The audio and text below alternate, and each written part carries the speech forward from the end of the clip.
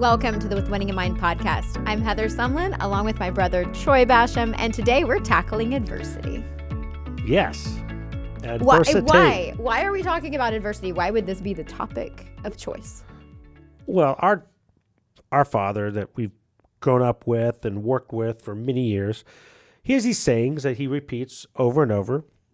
Some of them are really, really good. And there's one that I think is not only really good, I think a lot of people look at it a little differently, but he words this: overcoming is the currency of champions. So overcoming is the currency of champions. That's his thing. He said when you look at the top athletes in their sport, what's the one thing they all have in common? They were able to overcome things. Mm-hmm. I know most people say, well, you got to overcome adversity. You got to overcome adversity. Well, I like the overcoming is the currency of champions better. Because when you overcome adversity, what are you picturing? Adversity. Mm-hmm. When you look at overcoming as a currency of champions, to me, who doesn't like currency?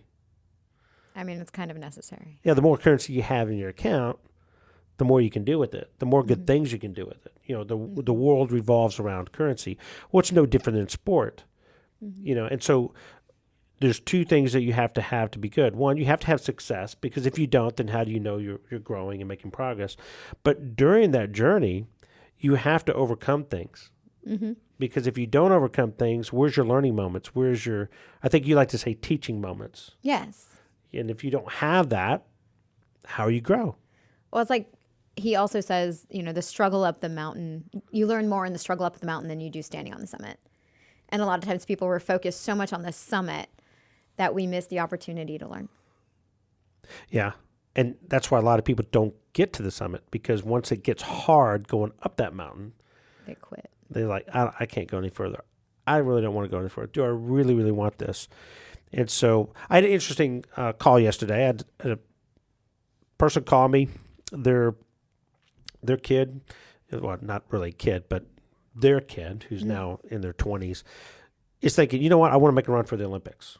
Nice. And they've been competing for a long time, you know, all through high school, through college. And you're looking at, well, the journey for the next chapter is about to start, because they're either one going to go finish the master's degree or go out in the workforce. Mm-hmm. However, the Olympics aren't that far away. You know, we're 2 years away, or 2.5 years away from the next Olympics. So they're like, I'm doing really, really good.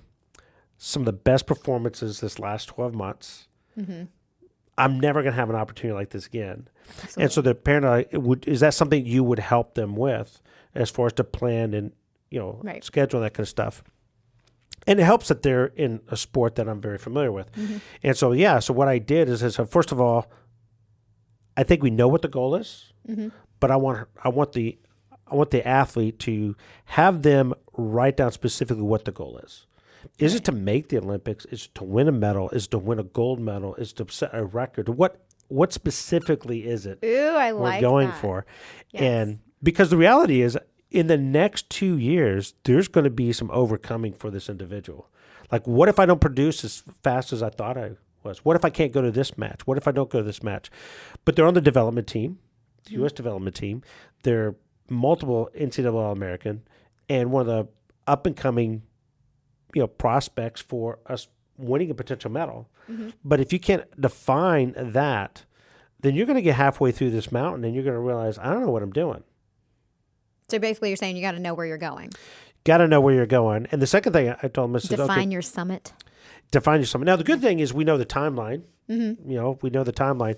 But the other thing I told them to do is they need to list 3 reasons. They have to write 3 reasons why they want it. Now, we refer that to as pay value. Mm-hmm. You know, what's the pay value? Why do you want to achieve this? And those things must be personal to you. Mm-hmm. Like, you can't just say, well, because it make mom and dad happy. I mean, does that really make you happy that you made mom and dad happy? Or is it just you just are saying that because you want to make mom and dad happy? If it's not personal to you, it's not going to motivate you to go over these, you know, adversities that you're going to have. So it's your motivation list. Oh, if you don't have something to get you over, because there's going to be some parts in this journey that you're going to say, this is not worth it. I'm getting up X amount.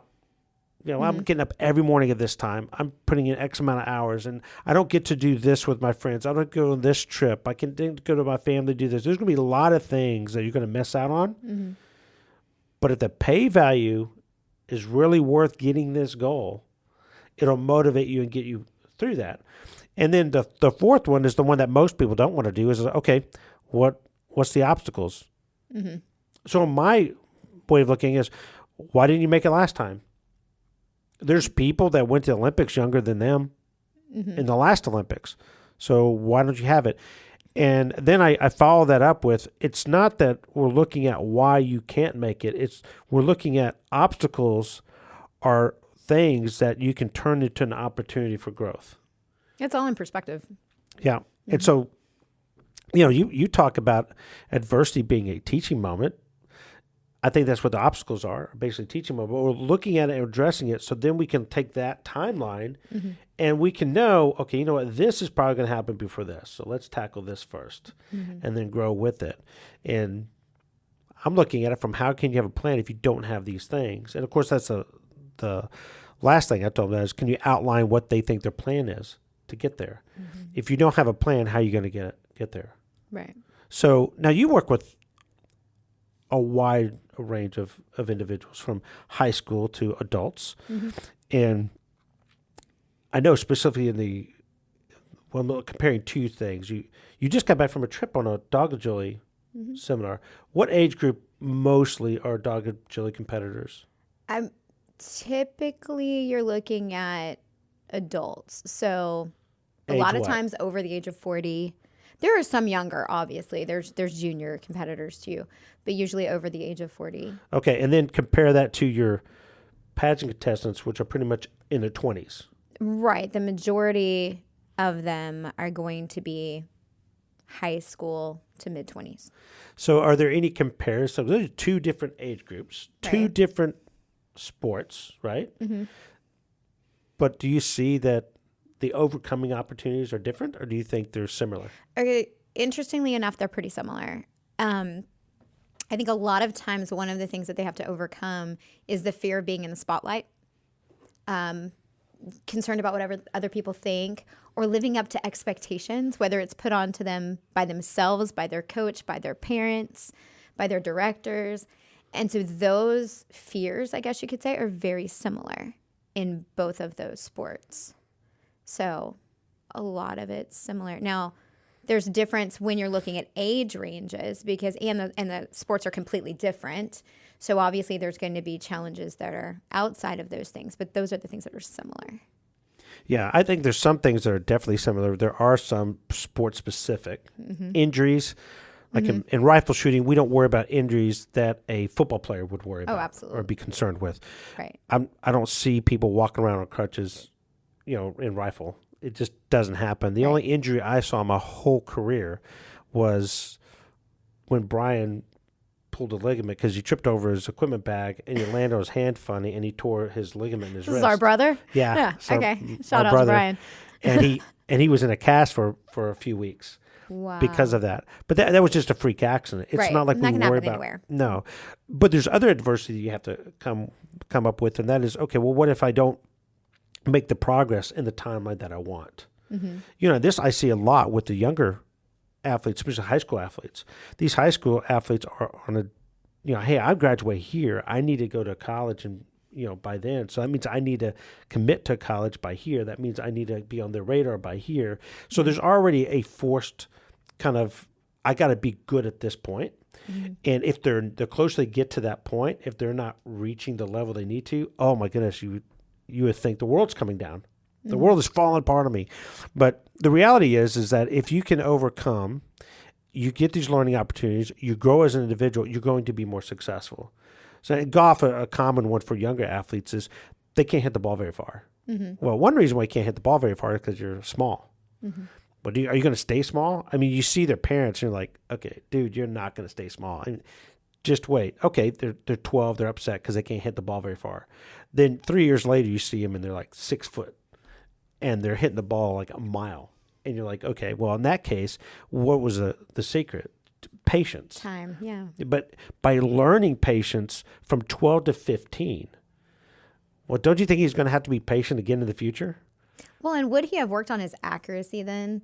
Because if he couldn't hit it very far, would he need to be more accurate in his putting or something? Like, are there things that Yeah, and in this example, the kid's short game was unbelievable. Yeah. Because he wasn't reaching a lot of greens. He had to get up and down a lot. So his short game was very good. So now when he grew and then his ball striking, the longer part of his game came around, all of a sudden this guy was getting much better, quicker. So the progress he made from, 15 to 16, night and day from 12 to 15. And this is one of the things that a lot of people look at. They're like, well, why is this happening to me?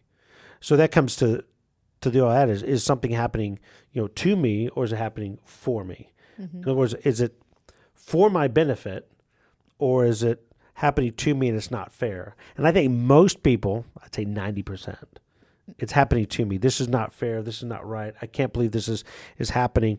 But what if it winds up into a bad spot? I'll give you one right now. This seems to be totally unfair.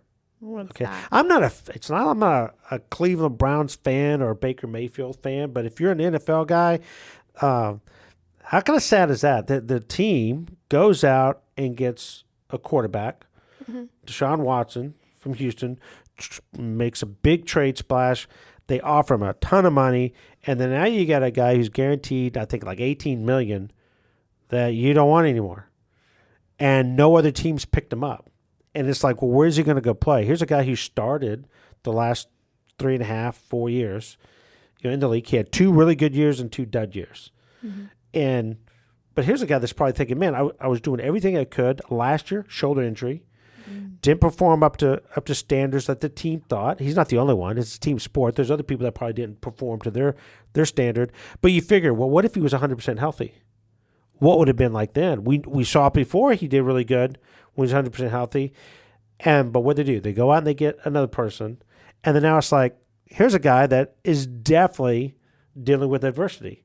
Where am I going to go? Where's my next chapter in life? He's definitely an alpha male, so he's going to want to start somewhere. But he might not be able to. He might be, going to another team, having to compete for a job, or he might have to back up someone for a year or two. But what if this turned out to be the best thing for him, and he turns out to be one of the greatest quarterbacks ever? We don't know, but it very could well be. That would be for you. Well, right now, I bet a lot of people, I can't believe this is happening to him. I always like to look at obstacles as areas of opportunity or weaknesses as areas of opportunity, because a lot of times we'll look at something and we'll automatically see the negative in it. So what's a common one? One thing that I see in pageantry is because it attracts highly motivated girls who are involved in so many things. They're overachiever types. Then the schedule is filled already. And so it's trying to find, when do I train? And one of the things that I'll say is that you have already been training. A lot of the things that you're doing already that's already on your schedule actually acts as preparation for what you're going for. They just haven't really looked at it that way. So it's shifting that perspective to say, okay, wait, I'm involved in, maybe they're on their National Honor Society, or maybe they're the president of their student body, or maybe they're in a sport or whatever. Some of the things that they're doing within those activities counts as prep. And so, yes, you need to add in some preparation, but it's looking at their schedule and feeling like they're overwhelmed. That's the number one thing that I see, is they're just overwhelmed with school responsibilities and then also preparation. And so it becomes daunting or overwhelming. The juggling act, huh? Trying to juggle all those things. Well, and one of the things that I like to remind them of is that you started preparing for this. This is a unique sport because a lot of the things that you're judged on are things that you already know how to do. And you just haven't looked at it from that perspective. You've been walking and talking since you were a baby. You were a toddler. And so some of the things that you're being judged on are actually things that are just already true about you. It's just fine-tuning at this point. It's not reinventing yourself. Yeah, the interview part you've been doing your whole life and they didn't know it. They didn't realize it. They think, oh, I have to put on like this interview hat when I walk into interview. I'm like, no, please don't. Yeah. Just come in and be you. And there's ways to enhance it and make it better and make it, streamline it a little bit or share certain stories and things. And obviously we can work on that. But you're already valuable. And I think that's also another thing that they don't always see their own worth. Yeah. The common one that I have that a lot of young athletes need to overcome is their attitude when they're performing. As soon as something doesn't go their way, they get immediately upset about it. Yes. Oh, and the parents are just looking at these kids and going, "Oh my gosh, it's embarrassing." And we're talking about high school, collegiate level. We're not talking about like little league. You know, I mean, if a 10-year-old messes up and gets upset, starts crying, people understand. You know, he's 10. You know, once they go through adolescence and they start maturing and becoming young adults, then that attitude you would think is unacceptable. But guess what happens? Many of them continue that type of behavior. And it's like, you know, how do I had one, you know, teenagers like, well, I mean, how do you not get upset when you're not doing well? You know, and so I made a comment to him. He was a golfer. And I said, okay, let me ask you a question. Who are you? He goes, what do you mean? I said, okay, you're in a golf tournament. What are you? He goes, I'm a golfer. I'm a player. And I'm like, no. He's like, what do you mean? And I'm like, you're an actor. Now, let's say that the tournament, instead of being a golf tournament, is a movie. And the director walks up and says, hey, guess what? We're going to let you pick any role of this movie. Which one are you going to pick? Now, what do you think he said? I want to win the tournament. Yeah, I want to be the winner. I want to be the main character. I want to be the hero. Yeah. So, okay. So if that is true, what are you going to do? You're going to act like the winner acts. Well, how do you think a winner acts? Do they behave the way you're behaving? Or do they act stoic? Do they project to the appearance of being calm and decisive on the outside, even though they're not feeling that way on the inside? Yep. And they're like, oh, I never looked at it that way. I'm like, that's why good actors are really good. Because halfway through the movie, you don't see them as the actor. You start believing that's that person. Oh, yes. You know, oh my gosh, that's Vince. You don't realize that that's the actor playing Vince. Right. You know, or Todd or Lisa or whoever it is that they're playing. So if you are already taking those attitudes and you act a certain way that a person would, what do you think is going to happen to your game? You know, an elite level athlete is going to go in there and behave a certain way. What if you started behaving that way? And then the parent is sitting there and say, well, I never looked at it that way. But you're right. He can act that way. There's nothing stopping him from acquiring that. And then I said, you're result-oriented. If you're process-oriented and you looked at it this way, yeah, those little things wouldn't bother you. But it's an opportunity to overcome something. Well, how are you going to overcome something? Well, what if you act differently? That means he has to think differently in order to behave differently. And so it's going to take time, but at least he's on his road to doing that. But that's the way I look at it. You're an actor. You've prepared for this. You know, in preparation, you're training. And then what do? You go to the tournament, trust it's going to work. Just act it out. See what happens. I like that. I like thinking about who you want to become and looking at who is someone that already is where you want to go, and then describing them, their personality traits, their demeanor, not just their accomplishments, but who they are on the inside. Who have they become in the process of becoming that champion?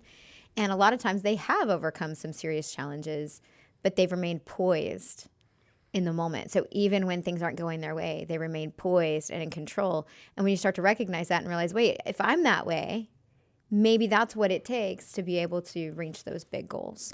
Yeah. So can I share my big favorite overcoming story? Yes. You know who that is, right? Yes. You remember? Okay. So I do. This is a pistol shooter years ago, way back in the day, what, 1940s? So something like that. You mentioned this in your book, Attainment. Yeah, I talk about this individual because growing up in the shooting world, you would hear stories about this guy over and over. And so Dad would tell the story, and this guy was the number one pistol shooter in Hungary, and he was a favorite to make the Olympic team. Things are going pretty good, but you know, like many shooters, most shooters in other countries, and a fair amount of our shooters here in this country, they're in the military. You know, so most of the military have shooting teams, and then those guys represent their country, and then they go to the Olympics and that kind of stuff. And so this individual, Takis, is his name. Here he is, a right-handed shooter shooting, and in a grenade exercise that they were doing, well, all of a sudden there was a situation that came to where he grabbed a grenade and he threw it over the barrier, and when he threw it over the barrier, his hand didn't get down below the barrier in time, and so the grenade went off and his hand went with it. Oh. So he lost his right hand, his shooting hand, in a grenade incident. So now think about that. That's adversity. You're That's adversity even if you're not a shooter. So he's in the hospital for weeks, and here he is. He doesn't have his hand, and of course everyone is just devastated. And they're like, man, it's sorry your career ended this way. This is what we didn't think this would be, or that kind of stuff. And so a year goes by, and he's not going to any tournaments or anything like that. He's trying to figure out, okay, what am I going to do with my life now? I don't have a right hand anymore. Well, during the time he was in the hospital and everyone was telling him that his career was over, he was sitting there telling himself, okay, I have this hand. I have another I have a one. left hand, and it works just fine. Why can't I train and shoot with the left hand? Yeah. So he had built a little device that he could put it in, and he could load the gun, and he picks it up, and he starts shooting, and there's a picture where he's facing, and you see he's holding the pistol in his left hand, but he's looking with his right eye. Oh, because he's right eye dominant. Yeah, which normally you're left eye, left hand, right eye, right hand. That makes sense. So, but here it was really unique that he did this. Well, he trained this. A year later goes, and he's at the national championships. And everyone was excited to see him. They were like, "Oh my gosh, thanks for coming to watch." Yeah, thanks for watching." They were shocked when he was competing, and then they were even more shocked when he beat them. And then fast forward, he makes the Olympic team and he wins. Then you had the World War, Olympics got canceled, and then you go back and 44, he wins again. Nice. So he becomes one of the most dominant pistol shooters. And here's something that he should have just quit. As far as most people would think, okay, you're done. You've literally fallen off the mountain. And his way of looking is like, no, I just got to go a different route up the mountain. And he did. He went up a different route. But here's a guy that was motivated because, let's face it, if you're a really good athlete, you get taken care of better in that environment. And so for him, this is life-changing for him. And so when you look at something like that, and you say, okay, well, I have all my limbs. What's stopping me from being successful? If this guy can do that, certainly I can do whatever I'm doing and move forward in that direction. That's my favorite overcoming. You talk about the amount of currency he collected during that year of growth. It's incredible. He was literally cashing in. Oh, he cashed in a lot. He actually set, there's a story in the Olympics. So there was a Spaniard that was favored to win. He'd held the world record, and Carolee beat his world record by like 10 points. So on the podium, when they're waiting to get their medals, before the event started, somebody walked up to Carolee and said, "Why are you here?" And he goes, "I'm here to learn." Oh, that's so good. And so Is there a movie? No, there should be. There should be a movie. There should be. Somebody should make a movie.